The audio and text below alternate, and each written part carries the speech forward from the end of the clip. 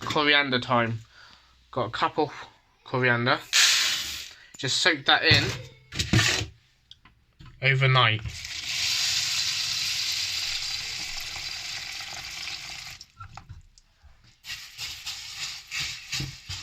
Just make sure it's all soaked in. That's all you have to do before you grow the coriander. This is what we do. We soak that in. Leave that overnight and then come back tomorrow. So this is the coriander seed that was soaked. I drained it, left it for a couple of hours to dry up, and then all you do now is just throw it in.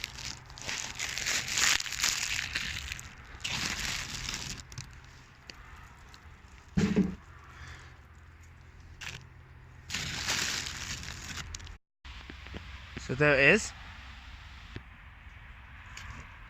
All the coriander seeds are down there. Now what I'm going to do is put a layer of this, about half a centimetre of soil would do. I'm going to get going on that.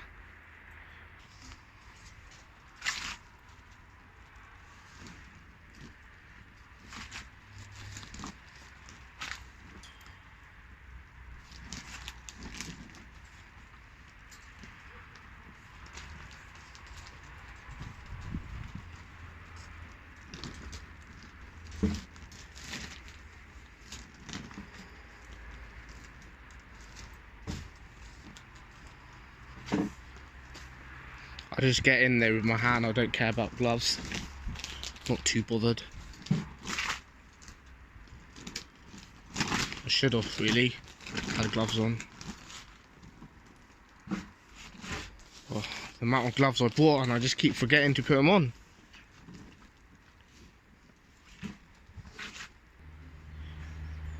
So that's about it. That's the coriander patch all done. We'll leave it for a few days and I'll have a look, come back, show you what's happening. Hope you like this video. Subscribe and enjoy, comment.